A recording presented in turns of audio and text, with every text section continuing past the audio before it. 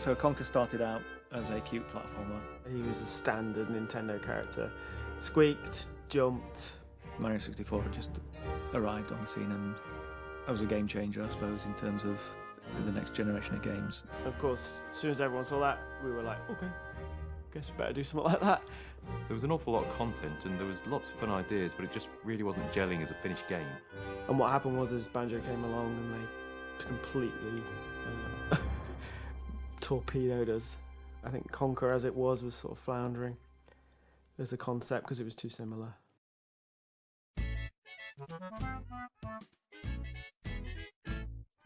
Chris Seaver took over. He was working on art and then became designer on it. I took the initiative and I came up with an idea that I thought might work. I think he just wanted to give it a bit more of an edge, really, which is kind of his character as a person. So we thought, well, let's just go for the comedy element, but let's make it more kind of edgy in terms of its violence. Let's get some narrative in there so we can get the personality of the character out. For me, there was one key moment which turned it into the game that it was. I think Tim came up with the idea for the beehive. The beehive had been stolen from the bees by the nasty wasps. But what wasn't in there was the reason why. It was the narrative and the punchline. You're being chased by wasps and you're coming down the path and you have to return the queen her hive. What can we do with that? Oh, I know. We'll make it violent. we'll make it completely over the top.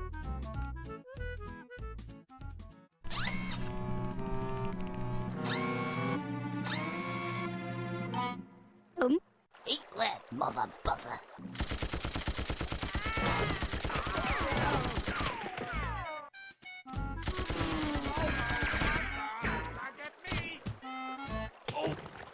That was kind of the light bulb moment, I suppose, for that game.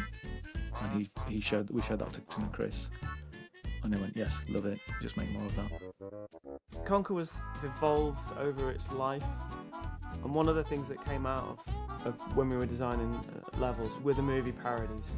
I think the first one was the Terminator, and in the bottom it was each time you hit it, a bit would drop off, and in the cutscene a bit dropped off his eye, and you can see behind that it was a robot. I thought, oh, we can get some Terminator cues in here. Susie 9mm. I'm right here, sweetie pie. You just tell me where to shoot.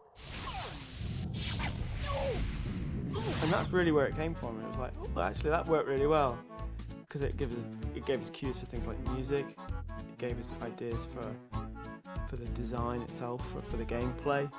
So we did the Catfish one, which was Godzilla. I mean, there were films around at the time, so it was very much like a kind of a zeitgeisty thing. The Saving Private Ryan one. Okay, well, we've got a beach and you've got to get up it. We spent a lot of time really trying to get that feeling of, you know, the movies that you know and love. I spent months animating squirrels on fire with their legs falling off and their arms falling off, and there's a part where the squirrel picks up an arm and he sticks it back on and he's like, ooh. And I dreamt about squirrels like burning for like a long time. It had a real effect on me. So I was kind of giving hints of some of those soundtracks, and The Matrix being another obvious one with the lobby scene. And that was quite a good interactive piece of music, actually, because when you could hit the bullet time at any point, so we had this kind of channel fade on the music that kind of slowed down and went into this dreamy slow thing, and then back into the kind of hard-hitting industrial beat. If it hadn't have been The Matrix, if the movie parodies hadn't been there, the gameplay would have been completely different and probably not as good. So it really complemented the game. Cutscenes were kind of the reward, the sort of payoff at the end of the joke, the equivalent of our, Mario style. We had no script whatsoever. You'd say this, it's kind of this, it's kind of that, and we would just bounce ideas backwards and forwards. I'd be constantly record. And I think that helped because it meant that it was a lot more fluid. This worked because Chris was designing it, so he had a very good understanding of what the next task was, what you were going to do. A lot of the creativity, certainly a lot of the funny stuff, just came out of the spontaneity of what we were doing. We were so excited whenever a new scene came in. We knew we had something special because we'd still be giggling about it months later. Just the way a certain animation was or a way a certain word was said. You'd normally sick to death of a game by the time it's finished. Chris was doing like all the voices in Conker. He wanted me to do a couple of the other characters as well. So he goes to me, we want Barry to be like American, so can you do an American accent? And I was like, literally never been anywhere in my life. I'd just flown over from Dublin, and all I could think of was to add like every so often. So it's, hi, you've reached like Barry's place. Awful. Even now when I hear it, I cringe.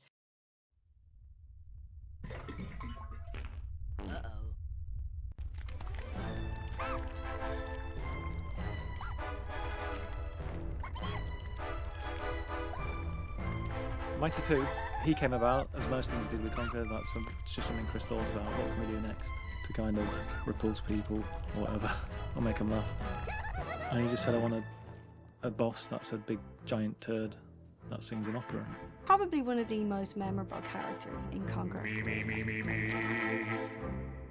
I am the great mighty Pooh, and I'm going to throw my shit at you. A huge supply of tish comes from my chocolate starfish. How about some scat, you little twat? It's really random. You're throwing toilet roll at a giant poo monster. So something beautiful had to come from that, and we're lucky it was Mr. Marlowe and his voice. He does a fair bit of sort of amateur dramatics, and he's well into his singing. So I know originally there were supposed to be these little sweet corn, and me and Ashton were going to be like the Mighty Pooh's backing singers. It's going to be hard to beat that. It'll probably be on my gravestone. Here lies Chris Marlowe, voice of the great mighty Pooh. Now that's what I call a bowel movement. So the original design was actually a lot bigger. It was a much bigger game. We built a map, and it kind of got added to. Things got merged into other things. Chris had the clever idea of getting the start sorted and the end sorted, and then it doesn't matter what you chop out of the middle, because people just won't know it was going to be there. When I started, there was this huge sprawling land. By the time I ended, like most of the edge worlds had been cut out, and we just had focused on these bits in the centre. I just remember looking at it one day and seeing lots of X's through a bunch of the worlds. We're like, we want to get this done in time. We're going to get rid of all this shit. Mainly, the game is intact. Most of the stuff, surprisingly, is kept in. I mean, if you look at the amount of mechanics that were in Conker, there's a lot. You know. Normally the first hour of a game is the most fun because it's all fresh. But with Conker, it's still fresh at the end, and I think that's possibly why when people play it, they're surprised. They go, "Ooh, I thought this was just about a swearing squirrel." There was an unveiling, I think it was in Vegas at some English pub, where they showed it to the press for the first time, because this was kind of, I suppose they were all thinking it was going to be 12 Tales, cutesy, sort of Mario-esque type platformer. They showed them the Great Mighty Pooh, which was the big thing where everyone just went, what is this?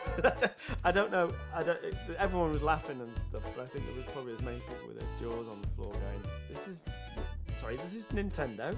Nintendo were very lenient, really, with an awful lot of stuff. And Nintendo really supported it, and to the point that at E3, even though they showed it behind closed doors, they built a proper bar where you had to show ID to go in, and you could grab a beer and play the game. I mean, I played it fairly recently, and I'm shocked at some of the stuff. I probably would change some of the stuff now. The obvious one is the sunflower. That whole sequence is like, no, I couldn't do that again. If it was made now, and if it was the same team, it wouldn't. I don't think we'd do a game that people would want, because they'd want the original Conker, but again, we're not the people to make that game, ironically, because we've changed. My tastes have changed and I've moved on. You'd have a hard time getting it made now. So the only way for anyone to play it is to play the original, because I don't think there's going to be anything like it again.